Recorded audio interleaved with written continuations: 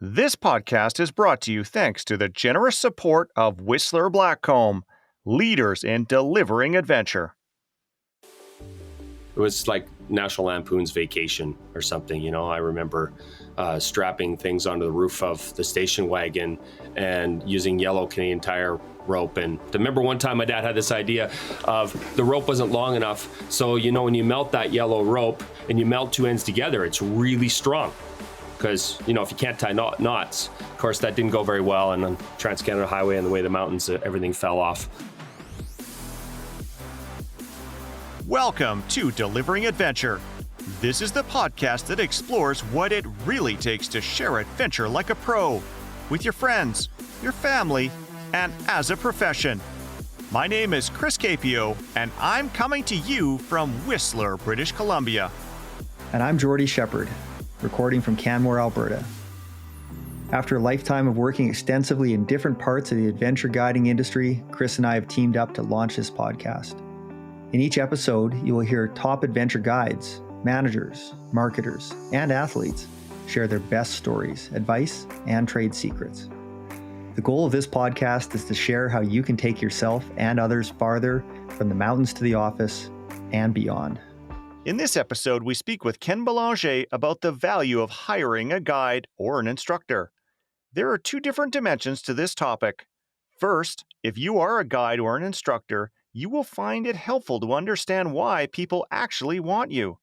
Second, if you're the type of person who likes to do things on your own, we are going to be talking about some of the many benefits of having a guide that you may not have considered. Now, we often think of guides in a professional sense, like hiring a climbing, skiing, hiking, or paddling guide, or a ski, snowboard, mountain bike, or climbing instructor. However, most of us have benefited from help from our family, friends, and volunteer leaders. Yes, you can learn to do almost everything on YouTube, including how to launch a podcast. However, there is still no substitute to being guided and instructed by someone else in person. In this episode, we speak with master guide and instructor Ken Belanger on why people do and should want the help of a guide. Ken is an ACMG ski, hiking, and Via Ferrata guide, CA professional member, CANSI Level 1 Nordic ski and telemark instructor, CSIA.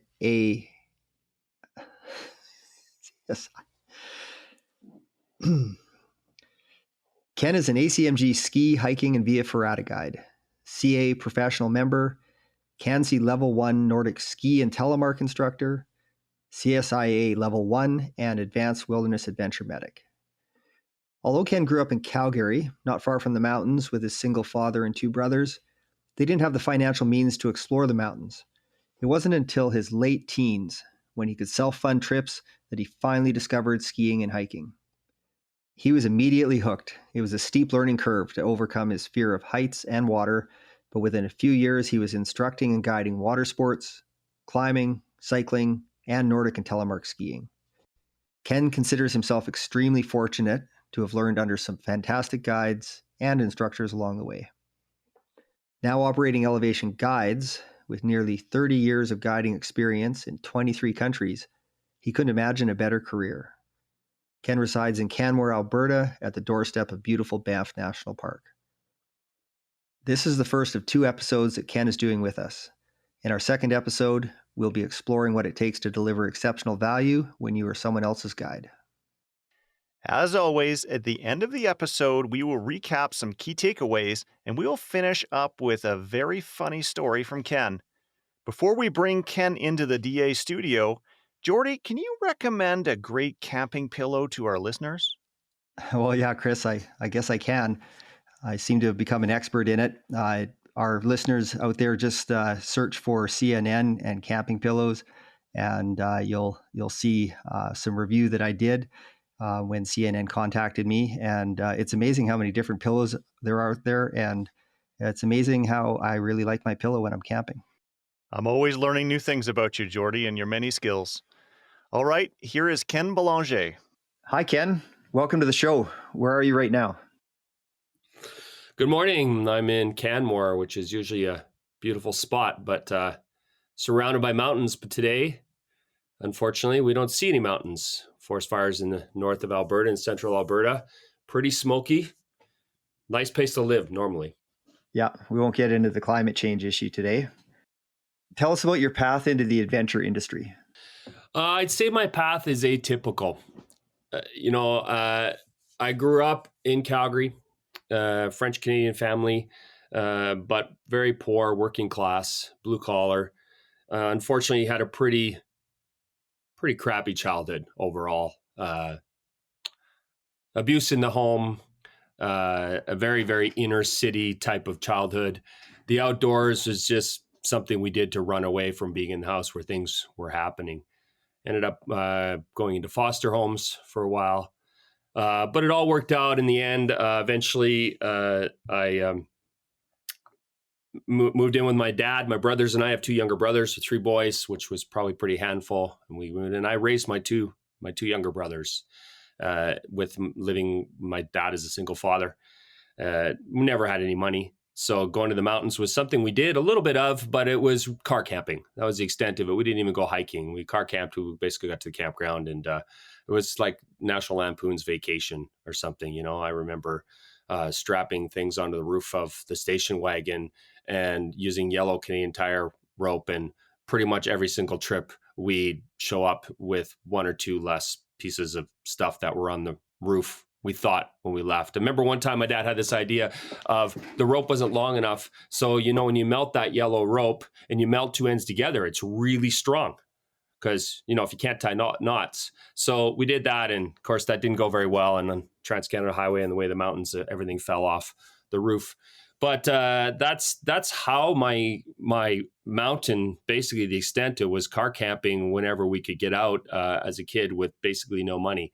And then I got a job when I finished high school. I had no idea what I was going to do.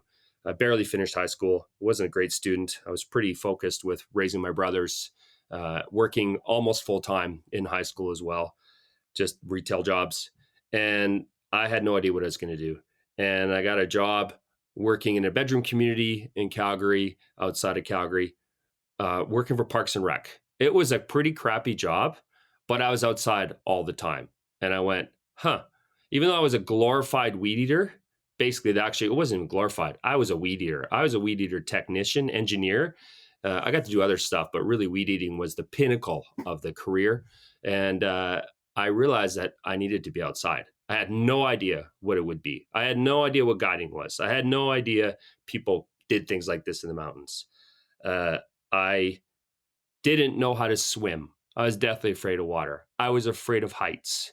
I had certainly never rock climbed. I'd never been in a canoe before. I'd never pretty much hardly even been on a boat, if you don't count the ferry going to Vancouver Island. And I didn't ride a bike. I didn't ski. I grew up playing hockey like a lot of kids. Thought I was going to be a pro. Kept on playing right into junior. And kept hearing over and over again I wasn't good enough to be a pro, and I wasn't big enough. I'm not a particularly big guy. But I said, there's guys in the league who are, my size. I was told often they're better than I am. That was maybe the difference.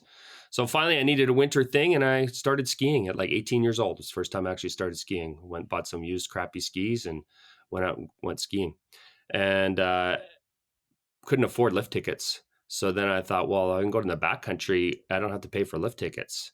I don't know anything about the backcountry, but that was kind of my intro. So, fast forward to deciding I wanted to go to university. Education was not valued in my family at all. It was actually devalued. Nobody in my family, most of them don't even have high school. But I knew I wanted to go to university, but I had no idea what I wanted to do. So I stalled and did a gap year. The gap year became 2 gap years, basically doing nothing. And suddenly my girlfriend at the time registered me for university.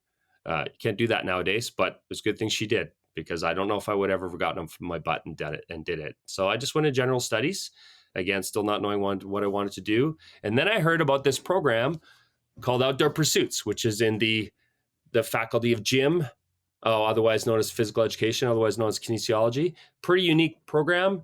So it was a university degree, and it was focused on becoming, working in the outdoors, not just guiding, but working in the outdoors. They only allow 16 people in a year. It was a relatively rigorous application process, including personal interviews. I applied. I may have exaggerated my experiences because I had none, but they would have seen through it. And I still to this day do not know how they let me in. I had zero experience. Everyone else in the program had grown up with their parents doing stuff, climbing, skiing, hiking, backpacking. I had done none of those things. And suddenly I was in a program where I was on track to maybe become a guide. So long answer, but an atypical story for sure. And then, so now you're at UFC there, Adventure Pursuits. And so what made you want to become a guide from there? Because you're now in this outdoor program. And then where was the turning point to say, I'm gonna do this. I'm gonna become a professional? Yeah, so it wasn't I don't think it was a switch that went on my head. I knew I wanted to do something outdoors. I fell in love with the mountains, and I fell in love with being in the mountains, and I fell in love with challenge. I'd always been challenged. My life had always had lots of challenges, but those challenges were basically surviving, getting through life, getting through the childhood that I had, getting my brothers through the childhood that we had. And I wanted a personal challenge, and I wanted the mountains. I was on a bad path. Without getting too into it, but there was a lot of abuse problems surrounded by it, and I could see myself going down that same road pretty easily. And what the mountains gave to me was an outlet. It was opportunity. It was limitless adventure, and I knew nothing about them. And I was a willing, keen student, and I was terrified. And that actually intrigued me more than anything else. I'd been terrified so many times in my life that this just seemed like at least I can control this and it's not external forces. And so I just bit by bit decided what I wanted to do is make a career in the outdoors. And guiding seemed like the thing to do. Wasn't really aware. Again, I wasn't aware of any careers in the outdoors at that point. So it was the first thing I was exposed to. And then it turned out that I really enjoy people and working with people and helping people to attain. And so that was the attraction. So not only could I be outside myself, which was obviously super important to me, but I could help people get outside. And I still feel, and that I feel the mountains are formative and they can change lives. They have changed lives. They've changed my lives and millions of other people. And if I can help, even in a small way, to enrich people's lives, then I feel like I've done my job. And that's the appeal for guiding for me. And that's when I decided I wanted to become a guide. But I had a lot to learn. It was a pretty steep learning curve, seeing as I had no experience with anything. I remember being sick to my stomach in the morning. I'd have to go to the climbing gym in the morning, the University of Calgary, one of the world's first climbing gyms. And I was terrified. I was so afraid to even get 5 meters off the floor. I was terrified. I'd be sick to my stomach. But I was just like, I got to work through this. And same when I started kayaking, when I started canoeing, when I started skiing, all these things. Yeah. Yeah, there's a reason why there's so much mountain literature about the experience of being in the mountains, and then movies that have been made about it. Some of them sensationalized, but it's a thing, right? It's that challenge. There's kind of nothing like it, and being able to introduce people to it is quite amazing. I think it's a gift. I think I'm lucky to do what I do. I've worked for it for sure, like you have, but I do think that we're lucky. Yeah. So who are some of the influential guides that have helped you achieve adventure? I think, probably like a lot of folks, it's sometimes your first point of contact, particularly with a world that I had no concept of before I was like 18, 19 years old. And those would be my instructors at the University of Calgary in the Outdoor Pursuits program. So Murray Toft, who's a mountain guide, an ACMG mountain guide, IFMJ mountain guide, and Bruce Hendricks, who was an instructor there, who was, not an ACMG certified, but it's super accomplished in the mountains. Climbed some of the hardest ice routes at the time, Sea of Vapors, etc. And there were also instructors in that program who were pretty formative for me, but those two fellows especially, I mean, they taught me everything that I basically know about them, certainly opened the doors. Like I said, I didn't have any experience. So I had never put a harness on before. The first time I put a harness on was with Marie and Bruce. And, within a year, I was climbing ice, grade 5 ice, and mountaineering and outside. And a year before that, I was scared walking upstairs. So that's a pretty big, and not only did they teach the technical skills, they taught me a lot of the soft skills that I think are probably the most important tools that I now use as I've attained the technical level I need to have in order to be certified.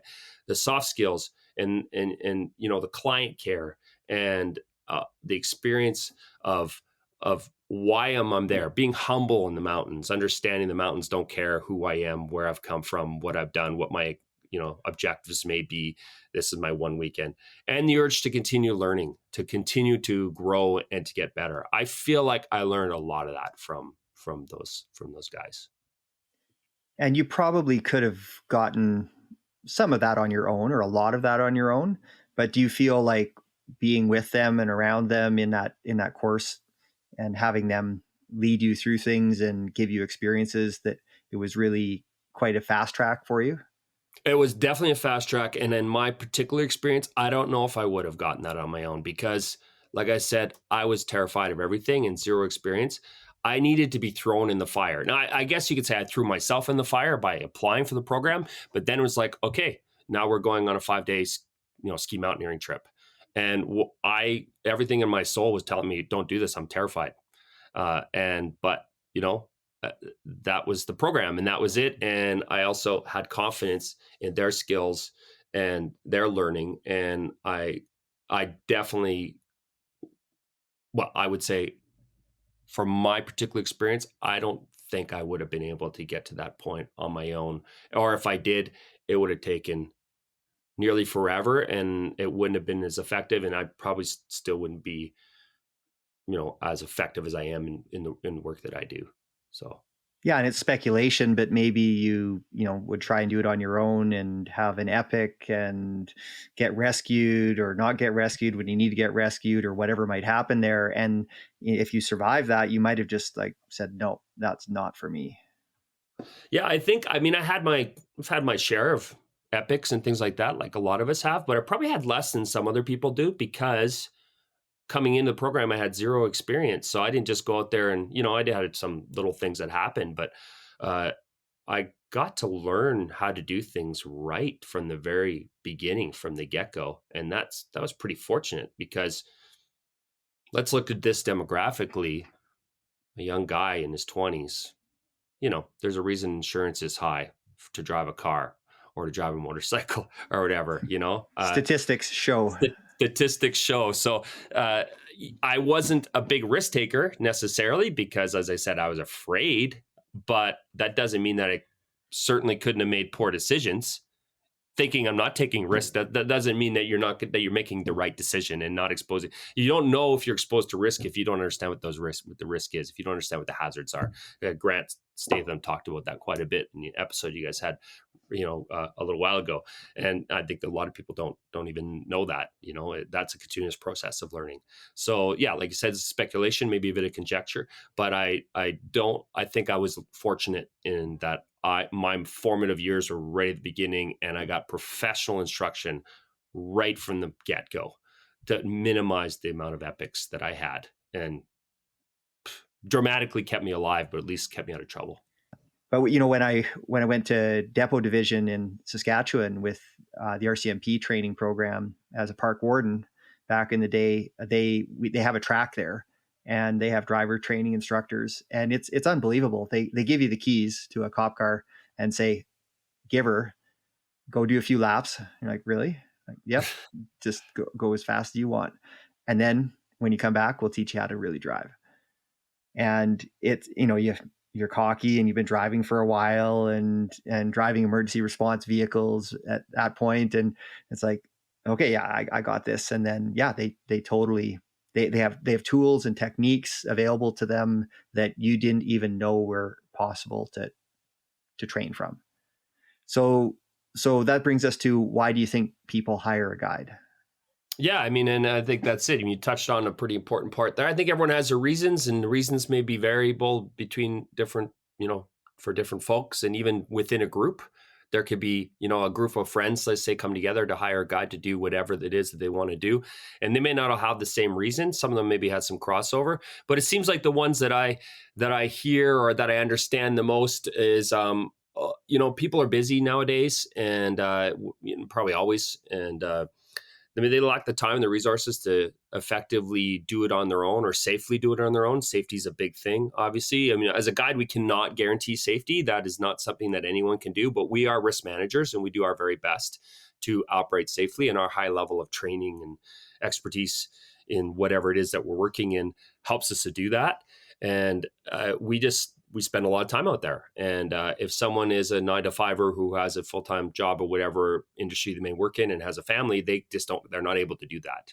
So I think a guide can maximize somebody's experience and safety in the mountains because of that. So if you only have a certain amount of time and you don't necessarily have the experience, well, if you go out with a guide who's certified and a professional, they're going to be like, okay, this is the conditions we have. This is what you want to do. This is what's realistic. And this is what, and this may change 15 times during the day, depending on, that you need to be pivoting constantly. Experience allows and training allows us to do that. Someone without that experience and training, that's pretty difficult to do. Maybe they will have a specific objective that they are focused on and they know they can't do it alone. Maybe from a physical standpoint or certainly a technical standpoint, that's the obvious one. But I mean, even physical, like, sometimes if it's a big route, there might be a lot of gear that needs to go along and that's heavy, and there's a lot of logistical planning that needs to happen. And the local knowledge and other options. Everyone, when they imagine they're going to go on a trip somewhere, they imagine blue skies and unicorns jumping over rainbows, and that's just not the way the weather is in the mountains all the time, or in the ocean, or wherever it may be. And so when you get out there, I mean, I know I've done things where I've done trips where it was bluebird weather, and partway through the guests are kind of like, well, we could have done this on our own. It's like, well, it's easy when it's easy. But I also think of it as I used to get a little bit perturbed when people would say, well, your job's pretty easy. But then I started to realize that if I'm making the job look easy, I'm probably doing a pretty good job, because there's a lot going on in the background that a lot of people are not necessarily aware that's happening. That my guests may not even be aware that's happening. There's a lot of things, preparation that's happened beforehand, and then processing that's happening during the day or during the days. And if I'm making it look easy, then I'm probably doing a pretty good job, because it's not always easy. There's a lot happening. So that's be my last point of why I think people who are tuned in hire a guide, is because they probably realize they don't know what they don't know. And that's a classic thing in any walk of life, any industry. You don't know what you don't know. And so they realize that, and there's a lot of things that they can't control. We talked about it earlier with the risk. So I think those are the reasons I come across most often. And how about for the folks that there's a lot of people that don't hire guides and they do an excellent job of risk management and are out there all the time. It's a huge passion for them. Some of them just on the weekends, and then some people they just make it a life's passion, right? To explore and adventure and be out there, but they don't hire guides. So what do you think they would get for value out of hiring a guide? I don't think anyone tells you you need to hire a guide, for sure. I think those people you described, and some of them are friends of mine that I, started doing things in the mountains with, who've said, what, I love doing things in the mountains, but I never want to become a guide, because I want to go out there and do things on my own, and I don't want to be responsible for everyone else. And I think that's fine. But I also have a number of clients that do a lot of personal trips, but they will hire me for certain, maybe more difficult trips. However you want to define difficulty, there's a bunch of different ways to define difficulty. Let's say technical difficulty. That's usually the easiest one. And so it's almost like a hybrid, So and Canadian guides in particular, we're not just guides, I don't think, particularly when I talk about, not even just ACMG, but a lot of it. We're not just guides. I think we're also instructors.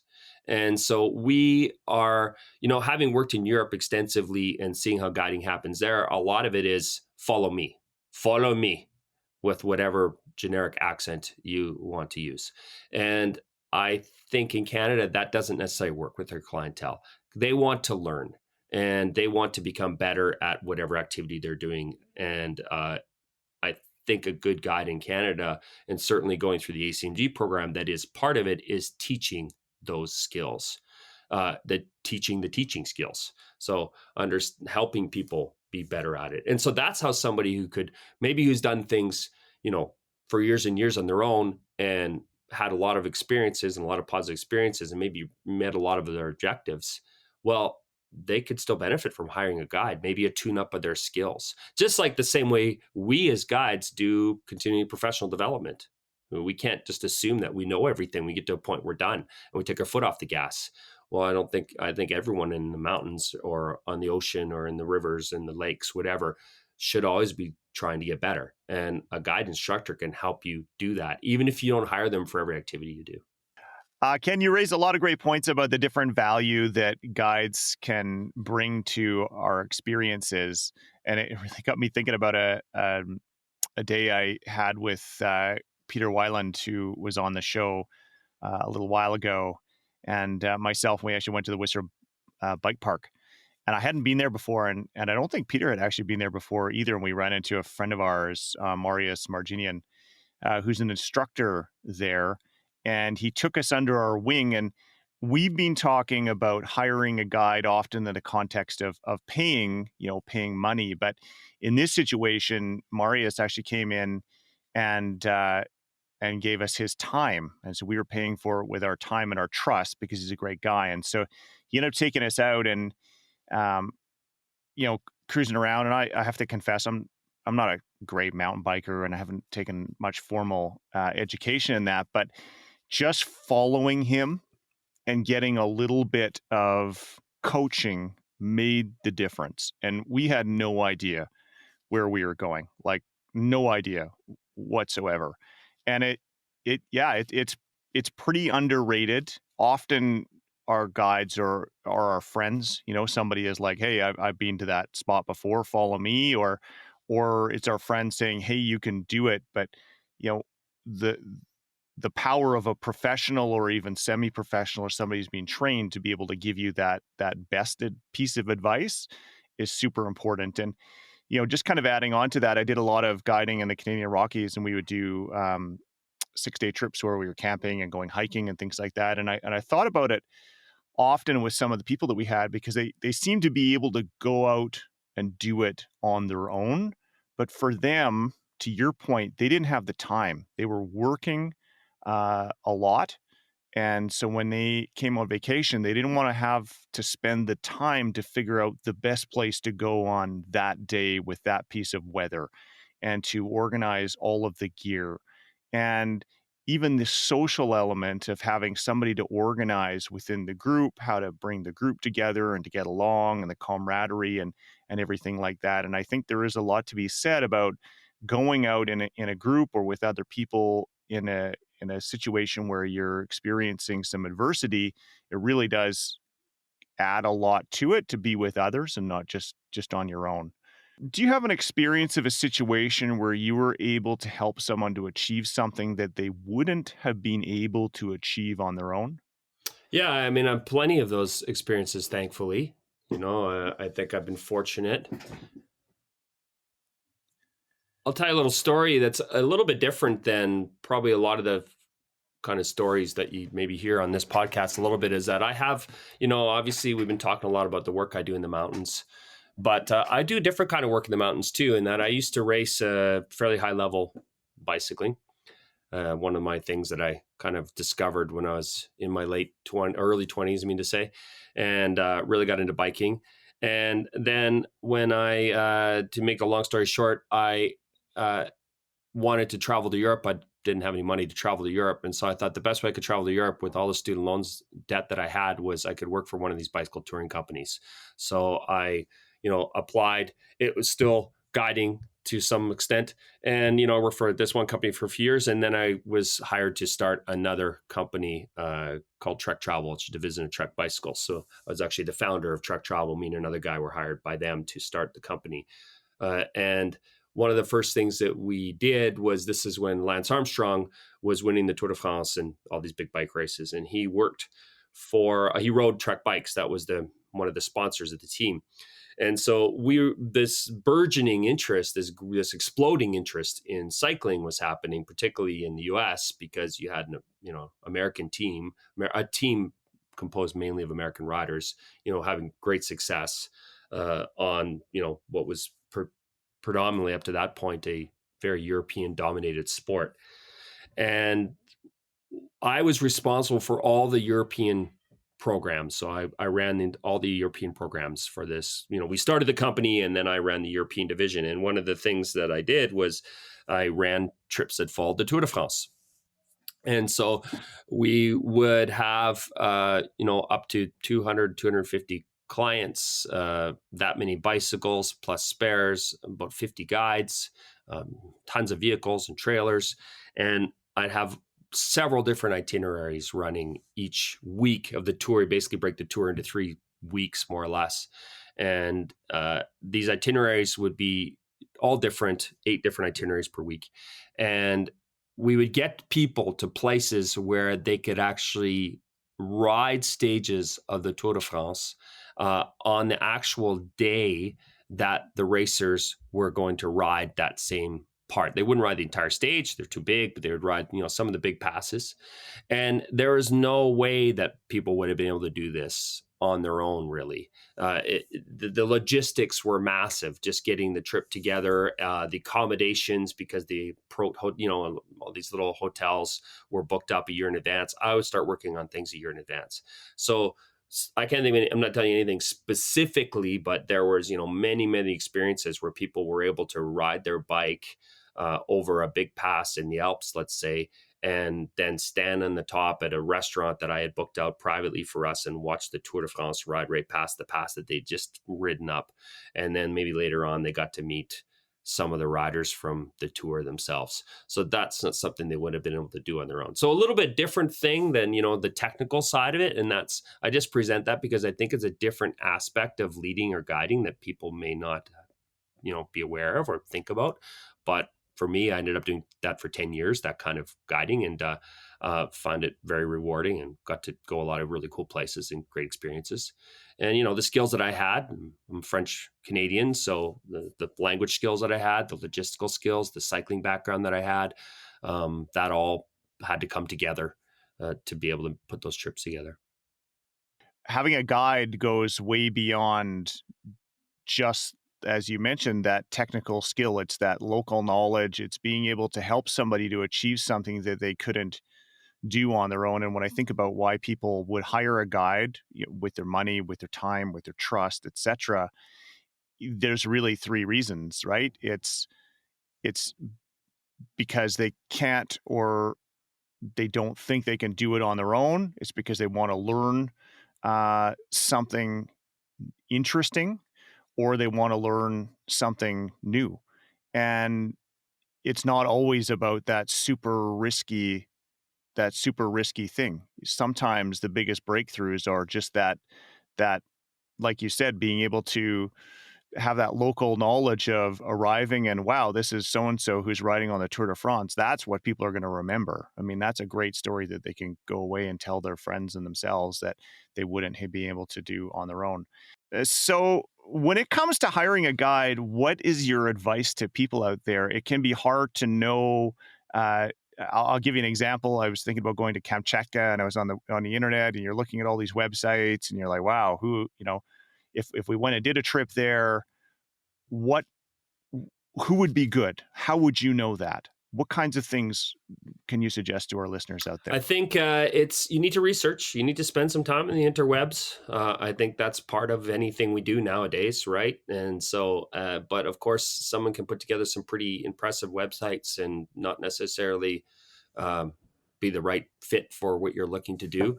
I think if it's anything that involves some technical skills, I would definitely be looking for somebody with the certification. So, in Europe, for example, guiding, certainly mountain guiding is a regulated profession. And you guys have talked about this on your show before. And, in a lot of other places in the country, in the world, it's not regulated. And so it's that, unfortunately, or fortunately, depending on your perspective, it puts the onus on the guest, on the client, to do some research, because people will just hang a shingle and call themselves a guide, and they're self-designated guide. And because they've been doing something for a long time does not actually necessarily mean they're a great risk manager. They may be, they may not. If they have a certification of some kind, a pertinent certification, then theoretically, at least, they have been objectively examined and tested and trained to that level of that you would theoretically want for somebody guiding you. And so whenever I see things all the time in the social media influencing world, I see this quite a bit. People call themselves guides. And one of the first things I do is I'll go to their website and I will read their thing. And essentially, if someone doesn't list their certifications, they're not. Because if you put so much work in to get certified into whatever it is, you're going to want people to know you're certified. And also, I find sometimes people are pretty good at expanding on their certifications and using these fancy names and words. But essentially, I think what you want to do is do a little bit of research and be like, I want to go to Kamchatka and I want to go, I don't know what you want to do there. I mean, I think there's some heli skiing there or something. Isn't there? What were you going to do there? I don't even know. But bear watching. Oh, okay, yeah. Well, I mean, I think you got to figure out what you want to do, and you got to figure out what the skills need to be, and figure out what you think those certifications, and then look for those. I think that's super important. Whether you're going on a canoe trip or you're going on a mountain guiding, I think that's pretty darn important. And then the experience and their skills. Well, if they have these certifications, the experience and skills are obviously going to come along with that, right? That they're going to have that experience and skills.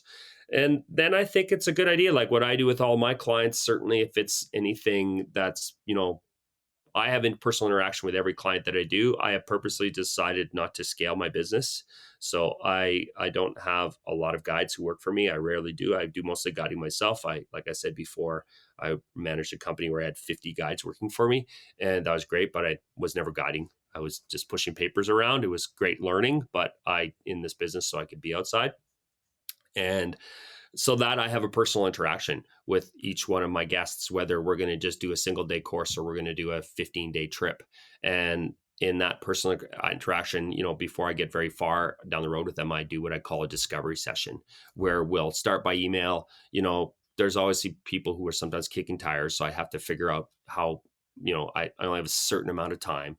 But when it's obvious to me that people are serious, then I'm going to take that up a level, and I'm going to want to interact, hopefully by phone. That's been my pride. But if that doesn't work for some reason, then emails.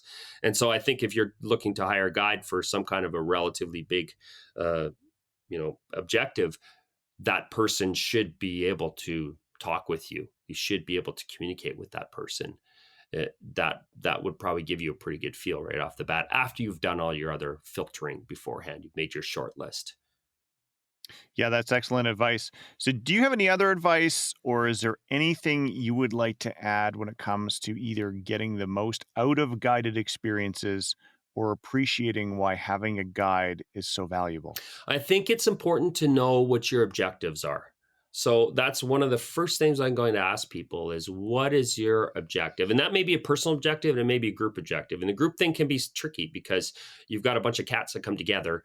And sometimes I'm only talking with the ringleader, and that person may be speaking on behalf of the rest of the group. And I I don't necessarily know what the rest of the group is. Hopefully, but I think it's pretty important that the group has a consensus on what it is that their objective is. Their objective a certain summit or route, or is their objective just to have a great day, safe day in the mountains, or is their objective to learn certain skills?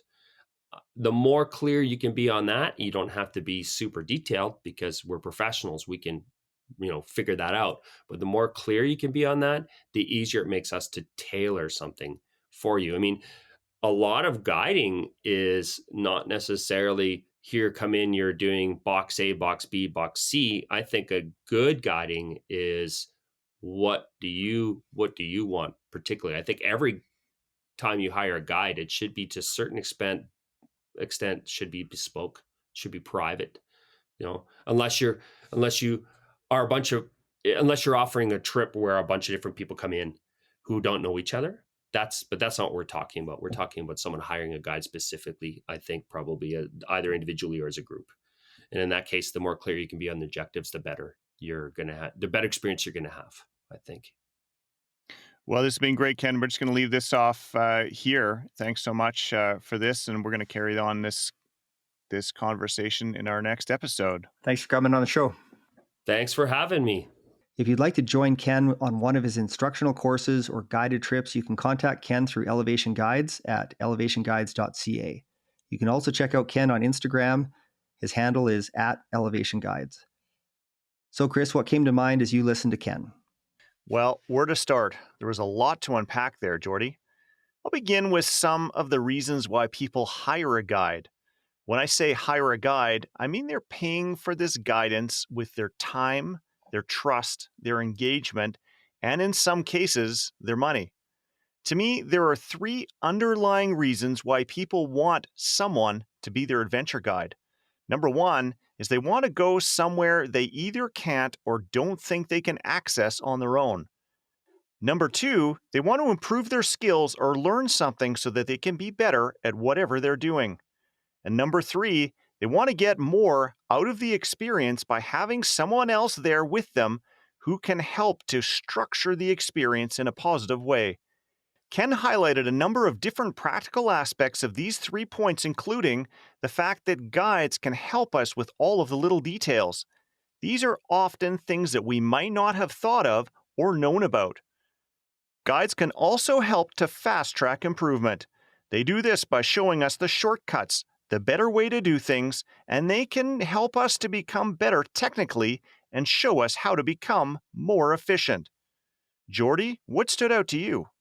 Well, Chris, Ken is obviously an expert in a lot of different areas. He has been guiding in not only a lot of areas geographically, but also in a lot of different activities, guiding and instructing for years, where some guides or instructors, they choose to specialize in one area.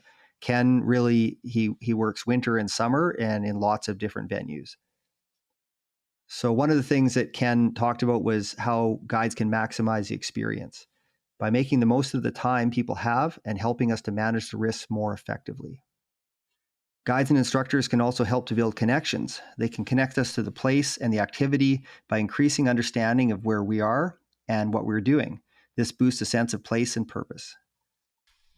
Guides and instructors help people to go farther than they otherwise could or believe they could on their own, thanks to coaching, support, knowing where to go and how to do it. Ken also noted that for many people, nature and adventure is an outlet. This outlet helps us to push ourselves, show us what we can do, and stay focused on what matters. Having a guide with us can help us get the most of this experience. All great points, Jordy, for why we should want to have a good guide with us when we are setting out on new adventures. In our next episode, we're going to switch things around by looking at how guides can deliver exceptional value to the people that they are leading. Before we finish off with one last funny story from Ken, we want to remind you to make sure that you have clicked the follow button in your podcast player so that you don't miss out on future episodes. Now, here's Ken with one last story. Yeah, so it's back to when I was working the Tour de France trips.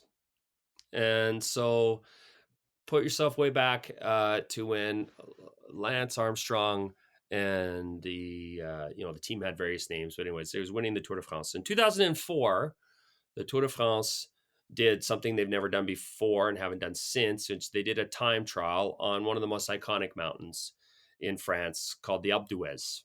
And the Alpe d'Huez it's a big climb. It's a mountain climb. and it has 21 switchbacks, and I think it's become iconic in the tour mainly because the imagery. Now they're doing with drones probably, but they used to do with helicopters, and you see the switchbacks, and you see the ride and the battle. So they did a time trial, which means that a lot of times there's a big stage, and then they'll climb up to at the end of a stage. But this time the stage was just a time trial, so individual starts, one person, one cyclist at a time, certain interval apart. So this is a very, very, very highly anticipated stage of the 2004 tour. And they estimate they had 1 million people on the mountain. And the great, amazing thing about bicycle racing is you don't need to have money to go see a bike race. You don't buy tickets. You just show up and stand on the side of the road and cheer your favorite or cheer your least favorite, whatever you're doing. And 1 million people were on the mountain that day. And so they had the roads closed several days in advance because there's basically one road in and two roads in and one, essentially, and then one road. And as you can imagine, it was mayhem, traffic mayhem. So working on this tour, everything in advance, I knew all this and, well in advance, months in advance. And we obviously needed to get all of our guests up there because it's the Alpe d'Huez time trial of, Lance's, I can't remember what tour he won or did not win, the whole, we do a whole other episode that wouldn't fit delivering adventure on doping, but regardless, we figured out a way to get to our guests at top of the mountains, and we surprised them. We didn't tell anyone else we were doing this until basically the day of a couple days before. And we helicoptered, 300 people to the top of Alpe d'Huez. So because there was no other way to get up there. They weren't even allowing people to ride the bicycles up that day, which is pretty rare, but that's how many people there were. So Trek, Lance, by this point, huge celebrity, big celebrity around the world. And celebrities attract celebrities. And so Hollywood type people get attracted to people like Lance. So what would happen with Trek Bicycles would always drop this on me the last minute and be like, by the way, this person's here, take care of them. And all of a sudden it's the Tour de France. There's nowhere to stay within 500 kilometers. And I'm supposed to take care of this VIP person.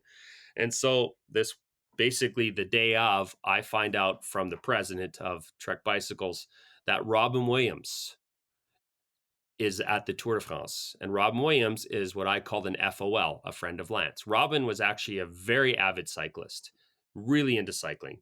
And, being a celebrity, he connected with Lance somewhere along the way. And Lance said, Robin is here, take care of him. He told his people who told their people who told their people, and eventually comes back to me. So I end up helicoptering Robin Williams to the top of the Alpe d'Huez, and I spent most of the day at the finish line of arguably one of the biggest cycling events days in recent history with Robin Williams, who made a time trial at the Tour de France the funniest thing you could ever imagine. I can't think of any particular stories. It was nonstop. Like my stomach was so sore. It was unbelievable. It was an unbelievable day. And he was actually a super nice man, super knowledgeable with cycling, which made it even funnier because he had all these little inside cycling jokes. So pretty wild day that I experienced on the top of Alpe d'Huez and Tour de France with Robin Williams. It was pretty stressful to put it together for sure, because I still had, all these other guests I was taking care of. But I was supposed to be where I was, by the way. I was organizing, and during the day I was putting out fires as they happen and people calling me left and right about different things. But I was where I needed to be. And yeah, Lance won that stage or didn't, depending on what the UCI decides. But pretty exciting. I mean, I love cycling, so it was pretty cool place to be. I got paid like $1.99 too. This industry is not going to make you a millionaire. Some people are, but